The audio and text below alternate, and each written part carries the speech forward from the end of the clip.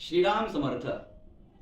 ज्याप्रमाणे भगवान श्रीराम, ज्याप्रमाणे भगवान श्रीकृष्ण यांना या भूमंडळावर अवतार घेऊन जे महान कार्य केलं, आज तेच कार्य आजच्या दिवशी छत्रपती शिवाजी महाराज यांना अवतार घेऊन आपल्या सर्वांचं जीवन खऱ्या अर्थानं कृतार्थ केलं.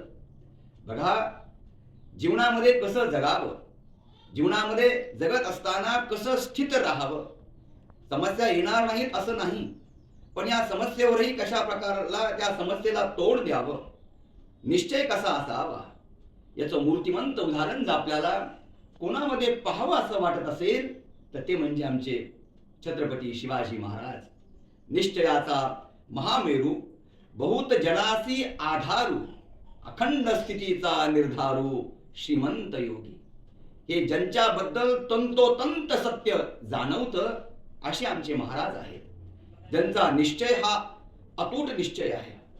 कठीणातल्या कठीण प्रसंगामध्ये सुद्धा ज्यांची स्थिती कधी विचलित झाली नाही असे आमचे महाराज आहेत. आणि इतकं सगळं असून सुद्धा श्रीमंत योगी म्हटलंय त्यांना.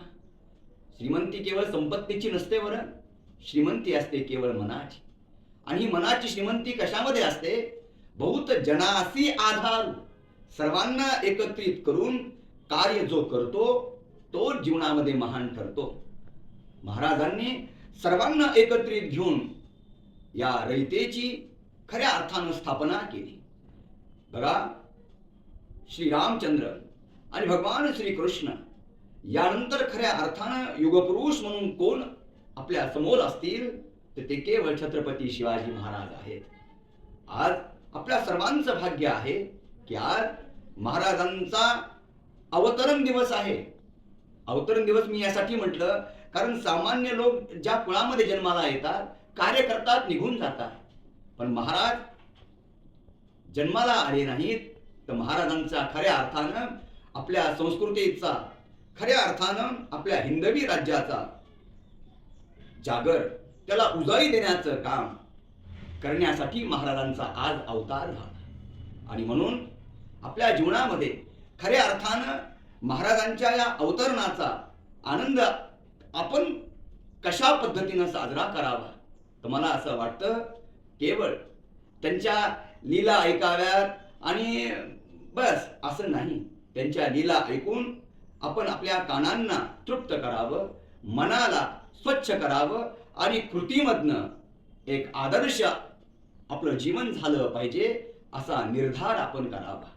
अशा पद्धतीनं आपण जगायला सुरुवात केली तर मला असं वाटतं की खऱ्या अर्थानं महाराजांच्या अवतरणाच्या दृष्टीनं ते सार्थकी असेल. आणि म्हणून आज अशा दैदिप्यमान युगपुरुषाला अत्यंत कोटी कोटी मानाचा मुजरा करूया. आणि महाराज आपण आहात म्हणून आम्ही आहोत, आपली सदैव कृपा आम्हावर असावी हीच भगवंताच्या चरणी प्रार्थना करूया. छत्रपती शिवाजी महाराज की जय.